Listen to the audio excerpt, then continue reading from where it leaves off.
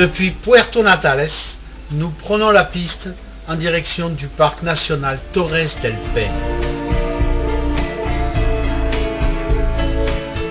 En 1978, l'UNESCO a déclaré le parc Torres del Paine réserve de la biosphère. 242 000 hectares de steppes, forêts, montagnes, lacs, cascades et glaciers.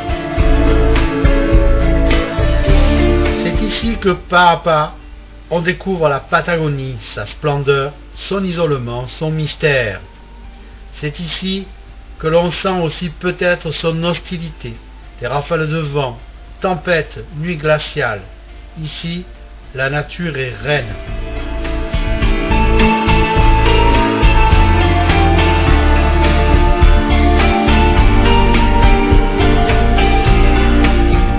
Le nom du parc provient des 3 tours du Paine, des 3 montagnes aux formes élancées qui culminent à 2900, 2850 et 2600 mètres d'altitude.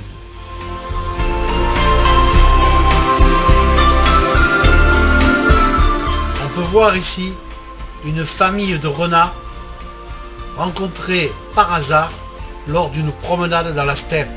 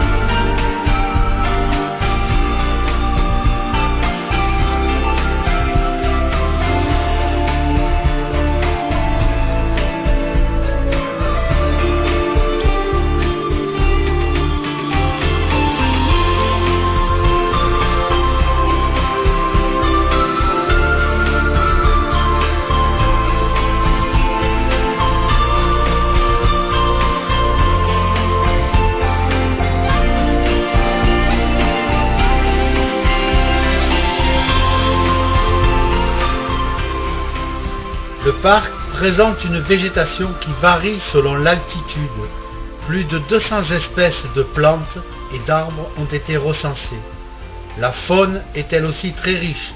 Plus de 170 espèces d'oiseaux, condors, nandous, cygnes, 25 espèces de mammifères, le puma, le guanaco, le renard, le zoroculpeo qui est un petit loup, le gato montes qui est un chat sauvage, vivent dans le parc.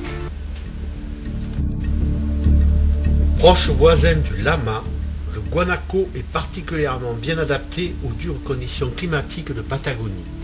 Son épaisse fourrure le protège du froid, sa sobriété lui permet de composer avec l'aridité et sa frugalité de se satisfaire des rares graminées australes. Le nandou d'Amérique du Sud est plus petit que l'autruche, mais a des ailes plus grandes. Champion de la course à pied, il tire son nom du cri qu'il pousse. S'il ne peut pas voler, le nandou sait parfaitement nager. Il mange de tout, principalement des végétaux et des fruits, mais aussi des insectes, des amphibiens et des petits reptiles.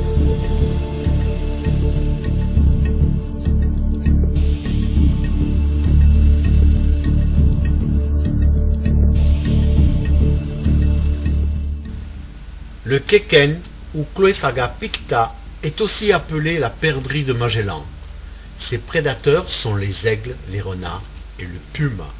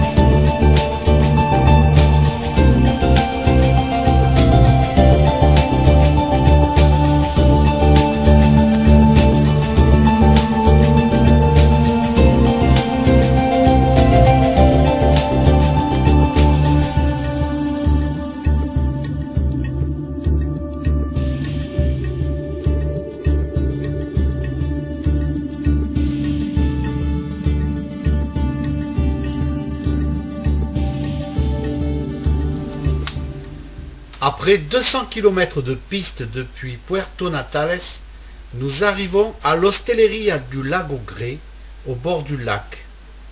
Ce sera notre étape et notre point de départ à la découverte du sublime glacier Grey.